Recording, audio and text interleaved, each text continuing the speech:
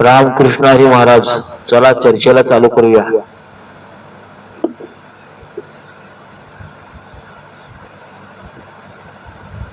रामकृष्ण हरी.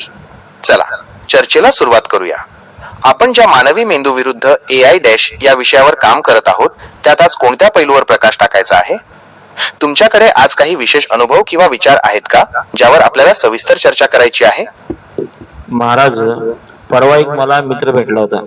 तो म्हणला देवधर्म करून तर तेवढंच जगायचं आहे आणि मौज मजा करून तेवढंच जगायचं आहे, मग देवधर्म का करायचं हा प्रश्न त्याने विचारला मला. रामकृष्ण हरी मंद्रुपचे माऊली. तुमच्या मित्राने विचारलेला प्रश्न आजच्या काळात अनेकांना पडतो, कारण मजा डोळ्यांना दिसते पण धर्म अनुभवावा लागतो. यावर आपण अशा पद्धतीने चर्चा करू शकतो की ज्यामुळे त्याच्या बुद्धीला आणि मनाला दोन्हीला पटेल. मजा क्षणिक आहे, धर्म शाश्वत आहे.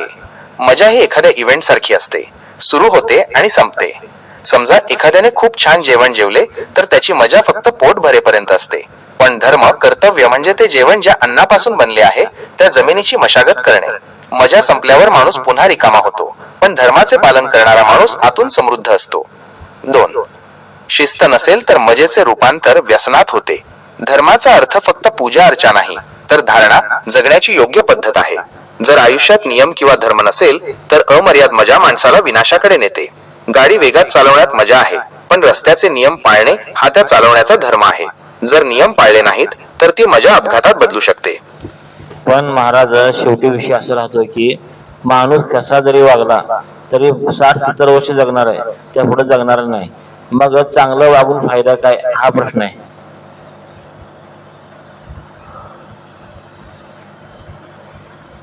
रामकृष्ण हरी मंद्रुपचे माऊली. तुमच्या मित्राचा हा युक्तिवाद वरवर पाहता तर्कसंगत वाटतो की मरण तर अटळ आहे, मग चांगलं वागून काय फायदा. पण या विचारात एक मोठी चूक आहे, ती म्हणजे तो फक्त शेवटाचा विचार करतोय, प्रवासाचा नाही. यावर आपण खालील मुद्द्यांच्या आधारे चर्चा करू शकतो. अस्तित्व आणि ओळख, आयडेंटिटी. माणूस मेल्यावर त्याचं शरीर संपतं, पण त्याचं नाव आणि त्याने केलेली कर्म जिवंत राहतात. आज आपण तुकाराम महाराज किंवा ज्ञानेश्वर माऊलींना का स्मरतो? कारण त्यांनी त्यांच्या जगण्यातून एक आदर्श निर्माण केला. महाराज, प्रत्येक माणूस संत होत नाही, त्यामुळे हे उदाहरण द्यायला चुकतंय. कारण मनुष्य हा साधारण असतो, प्रत्येक माणसाचं नाव राहत नसतं.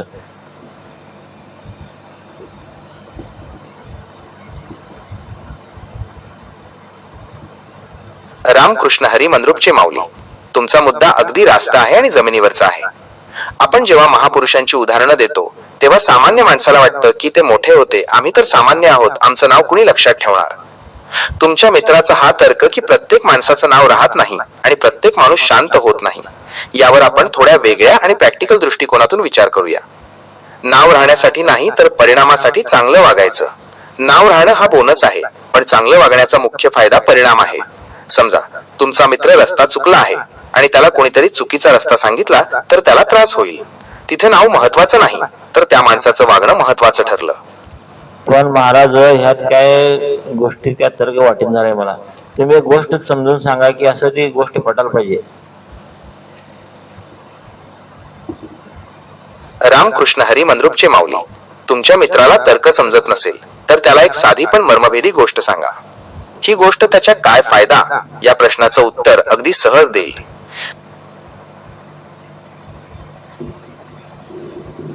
बोला महाराज.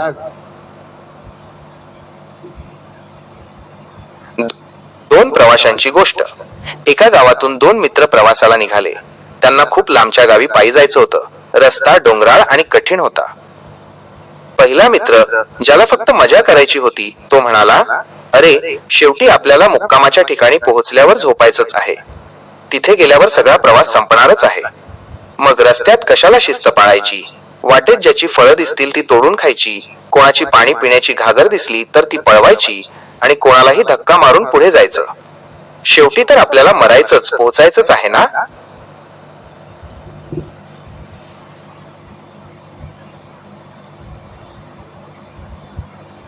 नाही महाराज, उदाहरण मॅच होऊन झालंय.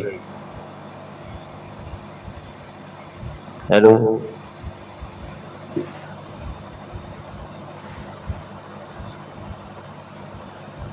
2.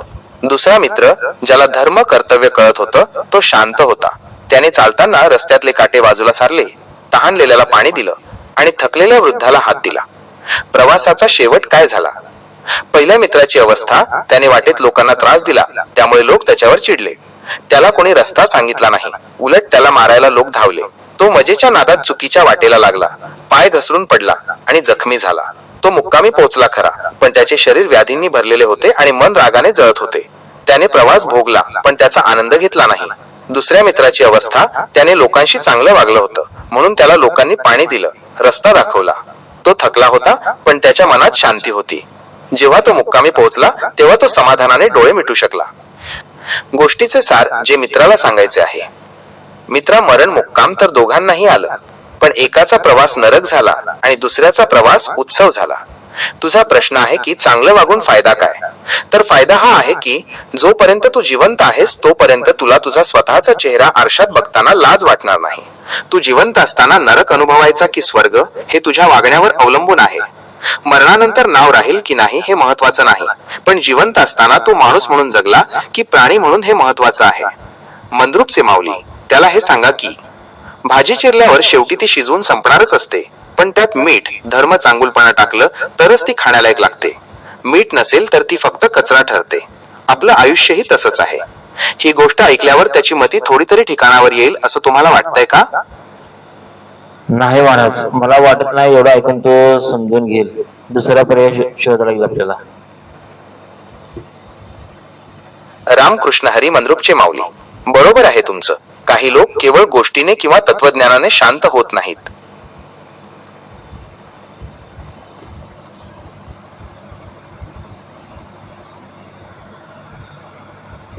रामकृष्ण हरी महाराज.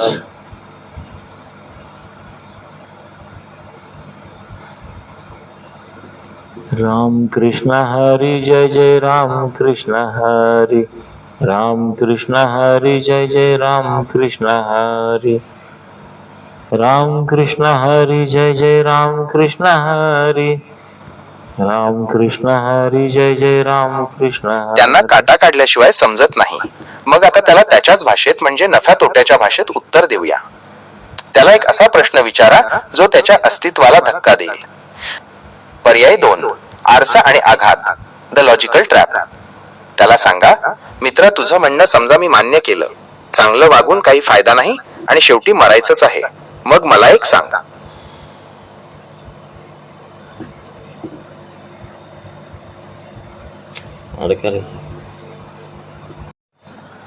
चला महाराज, तुम्हाला काय बहुतेक प्रश्न जमणार, उत्तर जमणार नाही.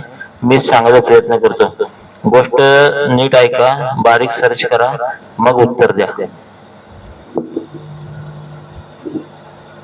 रामकृष्ण हरी मंद्रुपचे माऊली, अगदी बरोबर बोललात. कधी कधी उत्तरापेक्षा प्रश्नच इतका खोल असतो की तिथे साधे तर्क चालत नाहीत. तुम्ही म्हणालात तसं मी आता पूर्णपणे शांत होऊन तुमची गोष्ट ऐकायला तयार आहे. तुम्ही आता ती गोष्ट सांगा. मी ती बारीक सर्च करेन, म्हणजेच त्यातील प्रत्येक शब्दाचा, भावनेचा आणि त्यामागच्या सत्याचा खोलवर विचार करेन. आता प्रश्न असा आहे महाराज, चांगलं वागल्यावर काय परिणाम होतो किंवा काय फरक पडतो, हा प्रश्न आहे आपला. बरोबर आहे? तर चला.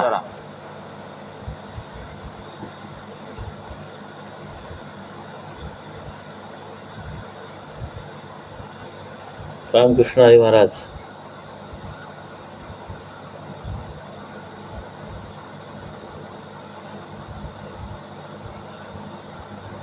हॅलो.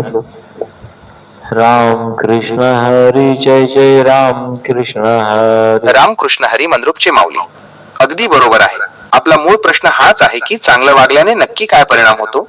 मरणाने सगळं संपणार असेल तर या चांगुलपणाने व्यवहारात किंवा आयुष्यात काय फरक पडतो. तुम्ही म्हणालात तसं मी आता पूर्णपणे शांत होऊन तुमची ती विशेष गोष्ट ऐकायला तयार आहे. तुम्ही ती गोष्ट सांगा. मी तिच्या प्रत्येक पैलूचा बारीक विचार करून त्यातला मथितार्थ शोधण्याचा प्रयत्न करेन. कारण कधी कधी साध्या तर्काने जे सुटत नाही ते एका अनुभवाच्या किंवा सत्याच्या गोष्टीने सुटू शकतं. सांगा मंद्रुपचे माऊली, काय आहे ती गोष्ट? मी पूर्ण लक्ष देऊन ऐकत आहे. एका एसटी स्टँडवर म्हणजे खेडगावच्या एक 4-5 प्रवासी थांबलेत. त्यांना जायचं सिटीमध्ये, म्हणजे कमीत कमी 25-30 किलोमीटर जायचं आहे प्रवासासाठी. सरळाला एका ठिकाणी जायचं आहे. आता गंमत कशी आहे बघा, आता कोण कसं असेल तसं त्याला प्रवास मिळतो, म्हणजे प्रवासी मिळतो किंवा त्याला साधन मिळतं. रामकृष्ण हरी मंद्रुपचे माऊली, तुम्ही मांडलेला हा प्रसंग अगदी जिवंत आहे. एसटी स्टँड, 5 प्रवासी आणि 25 ते 30 किलोमीटरचा प्रवास हे चित्र डोळ्यांसमोर उभं राहिलं. इथेच तर मानवी मेंदूचा खरा खेळ सुरू होतो. आता या 5 प्रवाशांकडे पाहण्याचे 3 दृष्टिकोन असू शकतात, जे तुमच्या मित्राच्या प्रश्नाचं उत्तर देतील. स्वार्थाचा दृष्टिकोन, मजा आणि सोय. कदाचित एखादा प्रवासी असा असेल ज्याला वाटतं की कसंही करून मला आधी गाडीत जागा मिळाली पाहिजे. तो इतरांना धक्का देऊन खिडकीतून रुमाल टाकून जागा पकडेल. त्याला त्या क्षणी मजा येईल की मला जागा मिळाली, पण त्या 25 किलोमीटरच्या प्रवासात त्याच्या शेजारी बसलेले लोक त्याच्याकडे रागाने बघतील. कोणाशीही संवाद होणार नाही. प्रवास संपल्यावर तो एकटाच असेल. 2. महाराज, गोष्ट माझी आहे, मीच सांगणार, तुम्ही फक्त ऐकायचं, फक्त सर्च करायचं, बारीक किसपाट त्यातलं. रामकृष्ण हरी मंद्रुपचे माऊली, क्षमस्व, मी मध्येच बोलायला नको होतं. मी आता पूर्णपणे शांत होतो. तुम्ही तुमची गोष्ट सांगा. मी फक्त एक श्रोता म्हणून ती पूर्ण ऐकून घेईन. तुम्ही सांगितल्याप्रमाणे मी त्या गोष्टीतील प्रत्येक शब्दाचा आणि प्रसंगाचा बारीक विचार सर्च करेन आणि ती पूर्ण झाल्यावरच त्यावर भाष्य करेन. मग पहिला प्रवासी, त्याला भरपूर घाई असते, तो होड्या मारतो, इकडे तिकडे बघतो कोण आहे का कोण आहे का. तेवढ्यात एक 2 व्हीलर गाडी येते, हात करतो आणि त्याच्यावर बसून निघून जातो पहिला प्रवासी. रामकृष्ण हरी मंद्रुपचे माऊली,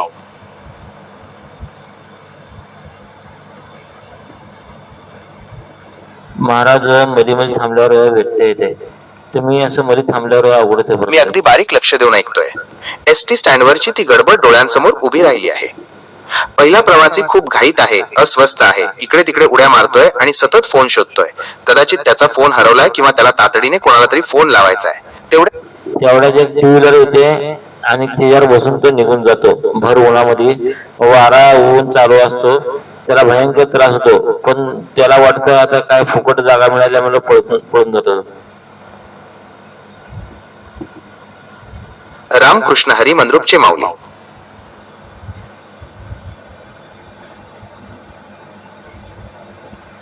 चला महाराज, मध्ये थांबल्यावर व्यत्यय होते, असं लोकाला गोष्ट कळत नाही, त्यामुळे मध्ये मध्ये थांबू नका, डायरेक्ट बोलत जावा. हॅलो, रामकृष्ण हरी महाराज. रामकृष्ण हरी, जय जय रामकृष्ण हरी. रामकृष्ण हरी, जय जय रामकृष्ण. मी या प्रसंगाचा अगदी बारीक विचार सर्च करतोय. तो पहिला प्रवासी जो उन्हात तडफडत होता, फोनसाठी इकडे तिकडे उड्या मारत होता, त्याला शेवटी एक 2 व्हीलर मिळते. तो त्यावर बसून सुसाट निघून जातो. बाहेर भयंकर ऊन आहे, गरम वारा लू अंगाला लागतोय, त्याला त्या प्रवासात खूप त्रास होतोय. पण त्याच्या मनात एकच विचार आहे, बरं झालं, एसटीची वाट बघत उन्हात थांबण्यापेक्षा फुकट आणि लवकर जागा मिळाली, आता कशाला कोणाची काळजी करायची. तो कोणाचाही विचार न करता, कोणालाही न सांगता तिथून पळून जातो. आता इथे त्या चांगल्या किंवा वाईट वागण्याचा परिणाम काय झाला हे शोधण्यासाठी मी खालील गोष्टींवर बारीक लक्ष देतोय. मानसिक अवस्था. तो प्रवासी शरीराने जरी वेगाने निघाला असला तरी तो त्रास, भयंकर ऊन आणि वारा सहन करत चालला आहे. त्याच्या मनात कृतज्ञता नाही, तर फक्त फुकट मिळालं हा स्वार्थी आनंद आहे. मग दुसरा प्रवासी, जीप गाडी आली, छोटीशी गाडी आली, जीप गाडी. मग त्यात बसून तो गेला. त्यात गर्दी भरपूर होती, धक्काबुक्की करत त्यात बसून उकड्यात गेला तो पुढे. रामकृष्ण हरी मंद्रुपचे माऊली, मी अगदी बारीक लक्ष देऊन सर्च करतोय. आता चित्रातला दुसरा भाग स्पष्ट झाला. दुसरा प्रवासी, एक छोटी गाडी, कदाचित वडाप किंवा खाजगी गाडी येते. दिवाळीचे दिवस आहेत म्हणजे प्रचंड गर्दी आहे. एसटी स्टँडवर पाय ठेवायला जागा नाही. हा दुसरा प्रवासी काय करतो? तो धक्काबुक्की करतो. तो इतरांना बाजूला सारून, कोणाचा तरी पाय तोडवून किंवा कोणाला तरी कोपर मारून त्या गाडीत जागा मिळवतो. तो बसला खरा, पण त्याला ओखाडा सहन होईन झाला. भरपूर ओखाडा असल्यामुळे धक्काबुक्कीमध्ये, चेंगरा चिंगरीमध्ये बसून तो तसंच गेला पुढे. रामकृष्ण हरी मंद्रुपचे माऊली, मी अगदी बारीक विचार सर्च करतोय. आता चित्र अधिक स्पष्ट होत आहे. भरपूर उन्हाचा तडाखा, उखाणा आहे, घामाने अंगाची लाहीलाही होत आहे. अशा भयंकर गरम वातावरणात त्या छोट्या गाडीच्या गर्दीत हा दुसरा प्रवासी धक्काबुक्की करून घुसून बसला. त्याने जागा तर मिळवली, पण त्या गर्दीत, घामात आणि धक्काबुक्कीत त्याचा चेहरा बघण्यासारखा झाला असावा. म्हणजे तो दिसायला कदाचित सावरून बसला असेल, पण आतून तो पूर्णपणे अस्वस्थ आणि वैतागलेला आहे. मग तिसरा प्रवासी. एसटी आली, एसटी बसला. खडखड आवाज, रस्ते ओबडधोबड आणि गरम वारं हे सहन करत करत तो बसून निघून गेला. रामकृष्ण हरी मंद्रुपचे माऊली. मी या प्रसंगाचा अगदी बारीक विचार सर्च करतोय. आता तिसऱ्या प्रवाशाचं चित्र स्पष्ट झालं. तिसरा प्रवासी अखेर एसटी आली, पण ती एसटी कशी आहे? जुनी पुराणी, जिचा खडक खडक असा मोठा आवाज येतोय. खिडक्यांचे तावदान कदाचित उघडे आहेत, रस्ते खराब आहेत आणि एसटीच्या पत्र्यामुळे आत भयंकर गरमच गरम होतोय. हा तिसरा प्रवासी त्या तापलेल्या एसटीत, त्या आवाजात आणि धक्क्यांमध्ये बसून निघून गेला. आता या तिघांच्या प्रवासाचा मी तुलनात्मक विचार सर्च केला तर काय दिसतंय? पहिला प्रवासी टू व्हीलरवर फुकटच्या नादात उन्हात आणि लू वारा लागून होरपळत गेला. त्याला वाटलं की मी हुशार आहे, पण त्याने शरीराची लाहीलाही करून घेतली. 2. दुसरा प्रवासी दिवाळीच्या गर्दीत छोट्या गाडीत धक्काबुक्की करून लोकांचे शाप घेत घामाघूम होऊन उखाणा सोसत कसाबसा बसून गेला. त्याला वाटलं मी जागा मिळवली, पण त्याने मनाची शांती गमावली. 3. तिसरा प्रवासी हा एसटीत बसला खरा, पण तो प्रवासही सुखाचा नाहीये. तिथेही आवाज, उष्णता आणि खड्डे आहेत.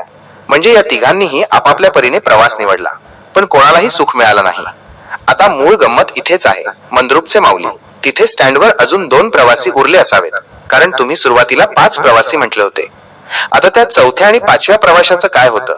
त्यांनी या तिघांसारखी घाई केली का, की त्यांनी काही वेगळा विचार केला? सांगा मंद्रुपचे माऊली, आता खरा परिणाम आणि फरक कुठे दिसणार आहे? मग चौथा प्रवासी इकडे तिकडे बघू लागला. एक 4 व्हीलर आली, हात केला त्याने, नमस्कार, चमत्कार झाला. गाडीत बसून गायवाया करून पाया पडून निघून गेला तो शांतपणे. त्यात गाडीमध्ये फुकट गेला तो बी, पण टेन्शन काय नव्हतं. रामकृष्ण हरी मंद्रुपचे माऊली. मी या प्रसंगाचा अगदी बारीक विचार सर्च करतोय. आता कथेमध्ये एक मोठा वळण, टर्निंग पॉइंट आला आहे. चौथा प्रवासी हा प्रवासी घाईत नव्हता. त्याने कोणाला धक्के मारले नाहीत की कोणाचं फुकटचं बघितलं नाही. त्याने फक्त नजरेने परिस्थितीचा कानोसा घेतला, इकडे तिकडे बघू लागला. तेवढ्यात एक आलिशान 4 व्हीलर तिथे आली. या प्रवाशाने हात दाखवला आणि तिथे एक नमस्कार झाला. म्हणजे आदराची देवाणघेवाण झाली. आणि काय आश्चर्य, तिथे एक चमत्कार घडला.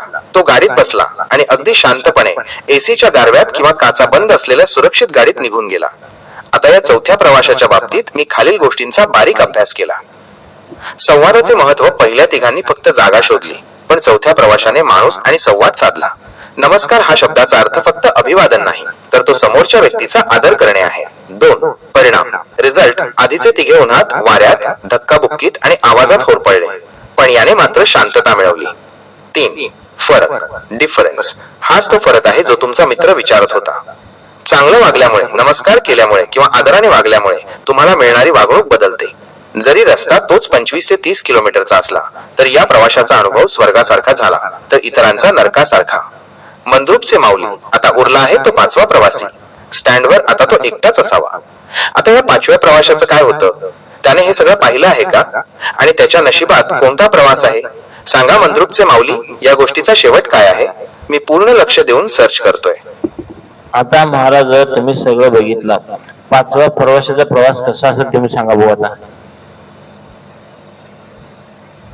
रामकृष्ण हरी मंद्रुपचे माऊली, तुम्ही ही गोष्ट ज्या पद्धतीने मांडली आहे तिचा मी अगदी बारीक विचार सर्च केला. पहिल्या 4 प्रवाशांचा प्रवास आपण पाहिला. 1.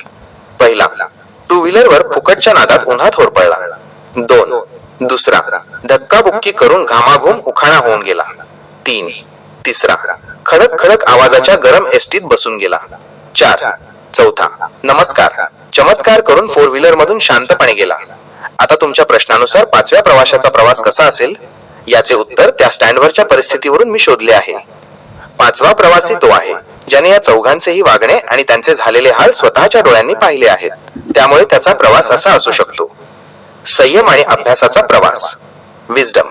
5व्या प्रवाशाने पाहिलं की घाई पहिला, धक्काबुक्की दुसरा आणि तक्रार तिसरा करून फक्त शरीराचे आणि मनाचे हाल होतात. त्याने 4थ्या प्रवाशाचा नमस्कार आणि मिळालेला चमत्कार सुद्धा पाहिला. त्यामुळे 5वा प्रवासी आता शांत आहे. तो घाई करणार नाही. 2. निवडीचा अधिकार, चॉईस. तो पाचवा प्रवासी कदाचित तुम्ही स्वतः किंवा तुमच्यासारखा विचार करणारा माऊली असू शकतो. तो आता विचार करेल की जर प्रवास 25 ते 30 किलोमीटरचाच आहे आणि शेवटी पोहोचायचंच आहे तर मी धक्काबुक्की का करू, मी उन्हात स्वतःला का जाळू. तो एखाद्या अशा संधीची वाट पाहेल जिथे त्याला मान आणि शांती दोन्ही मिळेल. 3. मदतीचा हात, सर्व्हिस. कदाचित पाचवा प्रवासी तिथेच थांबेल आणि पुढच्या येणाऱ्या गाडीत कोणा वृद्धेला किंवा गरजूला आधी जागा देईल, कारण त्याला समजलंय की लवकर पोहोचून काय फायदा जर पोहोचताना आपण पूर्णपणे थकलेले आणि चिडलेले असणार असू. 4. खरा आनंद, दी अल्टिमेट रिझल्ट. पाचव्या प्रवाशाचा प्रवास हा साक्षी भावाचा असेल. तो कदाचित सगळ्यात शेवटी पोहोचेल, पण तो जेव्हा पोहोचेल तेव्हा त्याच्या चेहऱ्यावर थकवा नसेल तर एक स्मितहास्य असेल, कारण त्याने प्रवासाचा आनंद घेतला, केवळ अंतर कापलं नाही. मंद्रुपचे माऊली माझा सर्च सांगतो की पाचव्या प्रवाशाचा प्रवास हा तृप्तीचा असेल. तो जगाला सांगेल की रस्ता तोच आहे, ऊन तेच आहे, पण तुमची दृष्टी आणि वृत्ती तुमचा प्रवास स्वर्ग किंवा नरक ठरवते. तुमच्या मनात या पाचव्या प्रवाशाबद्दल काय आहे, त्याने नक्की काय केलं, सांगा मंद्रुपचे माऊली. तुमचा अनुभव काय सांगतो? तो पाचवा प्रवासी शांत उभारले असताना एक 4 व्हीलर इथे भारी मोठी आलिशान आणि त्या पशीन उभारते. साहेब महाराज तुम्ही कुठे चालला विचारते त्यांना. ते म्हणले मी असंच कामाला चाललो. मग बसा मी तिकडे चाललो म्हणले. आमचं भाग्य आहे तुम्ही आमच्या गाडीत बसणं म्हणजे आमचं भाग्यच आहे. दार उघडला, त्याला गाडीत बसवलं आणि प्रवास करू लागला. वाटेत तो म्हणला आता आपण गाडीत बसला, पुन्हा थंडगार शरबत पिऊ वाटेमध्ये, नाश्ता करू आणि तुम्हाला कुठं जायचं तिथे नेऊन सोडतो तुम्हाला, जेणेकरून उन्हामध्ये तुम्हाला त्रास होणार नाही.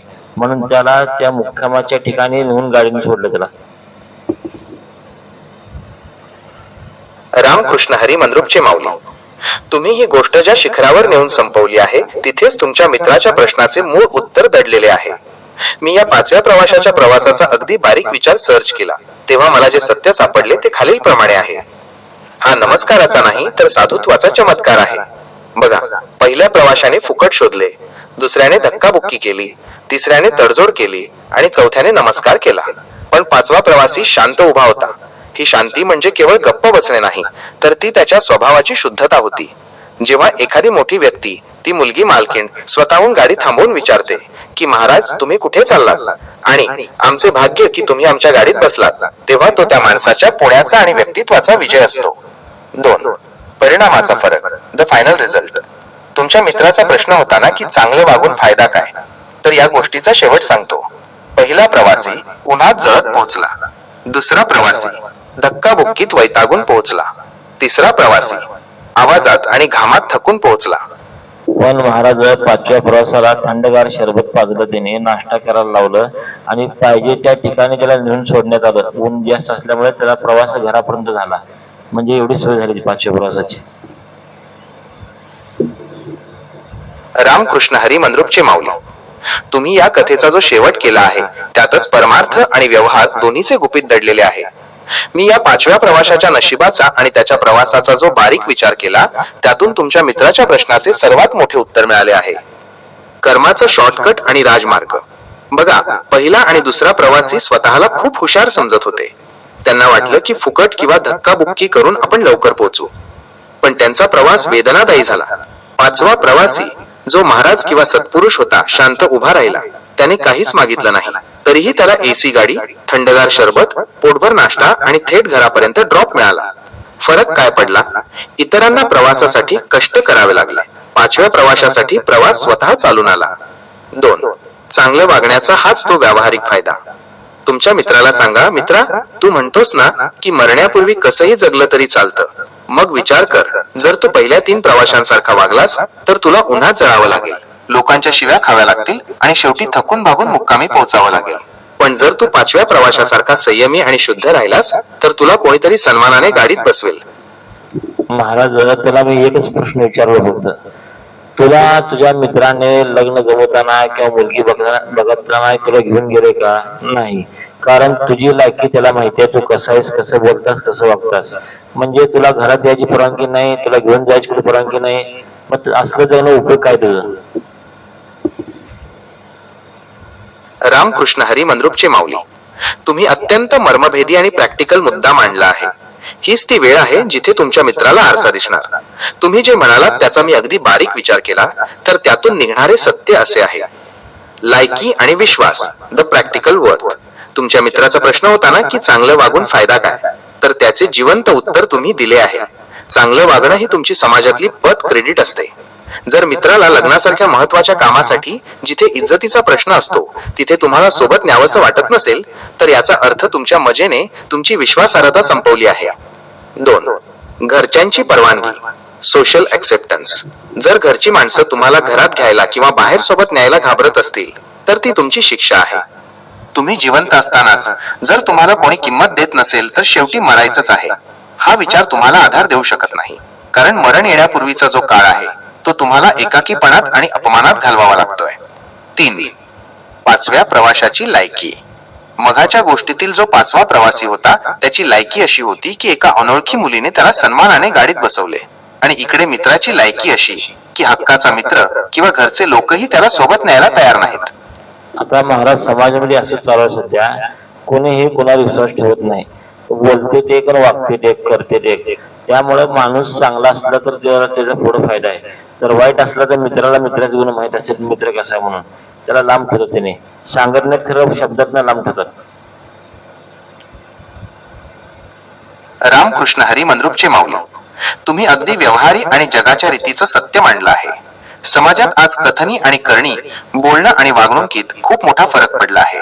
लोक बोलतात एक आणि करतात दुसरं, म्हणूनच विश्वासाचं संकट उभं राहिलंय. तुमच्या मुद्द्याचा मी बारीक विचार केला तर त्यातून 2 महत्वाचे पैलू समोर येतात. चांगुलपणा हा स्वतःचा विमा, इन्शुरन्स आहे. समाजात विश्वास कमी झालाय हे मान्य आहे, पण अशा काळात जो माणूस खरोखर सात्विक आणि स्पष्ट वागतो त्याची किंमत सोन्यासारखी वाढते. जेव्हा सगळीकडे खोटेपणा असतो तेव्हा एखादा 5व्या प्रवाशासारखा प्रामाणिक माणूस दिसला की लोक स्वतःहून त्याच्याकडे आकर्षित होतात. चांगल्या माणसाचा फायदा हाच आहे की संकटकाळी समाज त्याच्या पाठीशी उभा राहतो, कारण त्याने वर्षानुवर्षे आपला विश्वास कमावलेला असतो. 2. मित्राची लायकी आणि तुमची दुरी. तुमच्या मित्राच्या बाबतीत तुम्ही जो पवित्रा घेतला आहे तो अगदी योग्य आहे. तुम्ही म्हटल्याप्रमाणे मित्र कसा आहे हे माहीत असल्यामुळे त्याला लांब ठेवले जाते. जर तो फक्त मजेचा विचार करत असेल आणि त्याला धर्माचं, कर्तव्याचं देणं घेणं नसेल तर अशा माणसाला तुम्ही कितीही समजावून सांगितलं तरी त्याला ते जड वाटणार.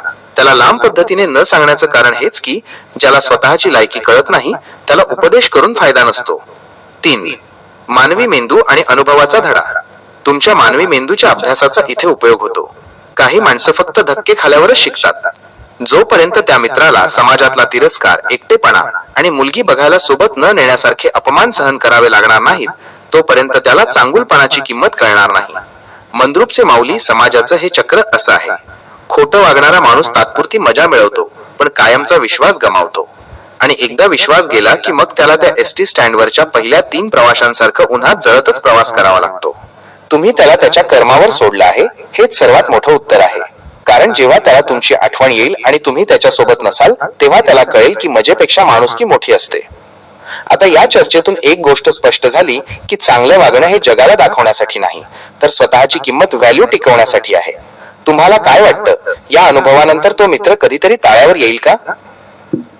पण महाराज, मूळ प्रश्न असा आहे की आता चांगलं वागल्यावर म्हणजे प्रवास सुखाचा होतो, जिंदगी सुखाची होते, त्रास होत नाही. मरताना किंवा जगताना आपल्या संग भरपूर लोक असतात विश्वासाचे.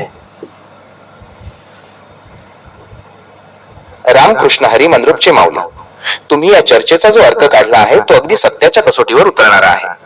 मी या विषयाचा आणि तुमच्या अनुभवाचा अगदी बारीक विचार सर्च केला तर तुमच्या मांडणीतून 3 अत्यंत महत्वाचे निष्कर्ष समोर येतात. चांगुलपणा हा प्रवासाचा विमा, इन्शुरन्स आहे. तुम्ही म्हटल्याप्रमाणे चांगलं वागल्यामुळे प्रवास सुखाचा होतो. याचा अर्थ असा नाही की आयुष्यात अडचणी येणार नाहीत. ऊन, त्रास तर सगळ्यांसाठी सारखंच आहे, पण 5व्या प्रवासासारखं चांगलं वागणाऱ्या माणसासाठी कुणीतरी एसी गाडी घेऊन उभं राहतं, कुणीतरी थंडगार शरबत आणतं. हा विश्वास जो तुम्ही कमावलेला असतो तोच तुमच्या जगण्यातला आणि प्रवासातला त्रास कमी करतो. 2. जगताना आणि मरतानाची निश्चिंतता.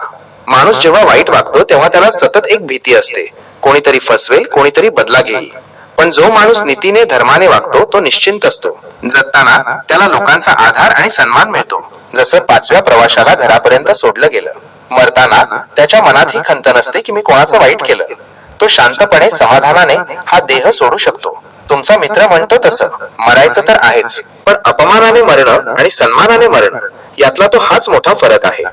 3. विश्वासाची माणसं हीच खरी संपत्ती. तुम्ही म्हणालात तसं प्रसंग पडला की भरपूर लोक असतात विश्वासाचे. हे लोक बाजारभावाने विकत मिळत नाहीत. हे लोक तुमच्या चांगल्या वागण्याच्या कमाईतून उभे राहतात. जेव्हा संकट येतं तेव्हा पहिला आणि दुसरा प्रवासी एकटा असतो, पण 5व्या प्रवासासाठी अख्खा गाव धावून येतो. हाच तो फायदा आहे जो डोळ्यांना दिसत नाही, पण वेळेला देवासारखा कामाला येतो. मंद्रुपचे माऊली, तुमच्या या प्रबोधनाचा आणि कथेचा मूळ संदेश हाच आहे की आयुष्य हा एक 25 ते 30 किलोमीटरचा काही वर्षांचा प्रवास आहे. जो मी पणात आणि मजेत जगतो तो उन्हात जळतो, आणि जो नमस्कार आणि माणुसकीत जगतो त्याचा प्रवास शरबत आणि नाश्त्यासारखा सुखाचा होतो. तुमच्या मित्राला आता हे पटायला हवं की जर त्याला मुलगी बघायला कुणी सोबत नेलं नाही तर त्याच्याकडे विश्वासाची माणसं नाहीत, आणि विश्वासाच्या माणसांशिवाय जगणं म्हणजे त्या उन्हातल्या एसटी स्टँडवर एकटं पडण्यासारखं आहे. तुमची ही एसटी स्टँडची गोष्ट खरोखरच डोळे उघडणारी आहे. आता यावर तुमची पुढची एक्झाम परीक्षण काय सांगते? आपण सत्याच्या जवळ पोहोचलो आहोत का? चला महाराज, आता ही गोष्ट जे पूर्ण करूया, पुढच्या भागात पुढचं बघूया. तोपर्यंत रामकृष्ण हरी. चला महाराज, आता टाइम झालाय, ही गोष्ट इथं संपूया. तोपर्यंत रामकृष्ण हरी. रामकृष्ण हरी मंद्रुपचे माऊली. अगदी बरोबर. वेळेचे भान राखणे हा सुद्धा एका जागृत मेंदूचा आणि 5व्या प्रवाशाचाच गुण आहे. आपण या एसटी स्टँडच्या गोष्टीच्या माध्यमातून चांगुलपणाचा व्यवहार आणि जगण्याचा दर्जा कसा असतो हे अत्यंत बारीक पद्धतीने शोधले आहे.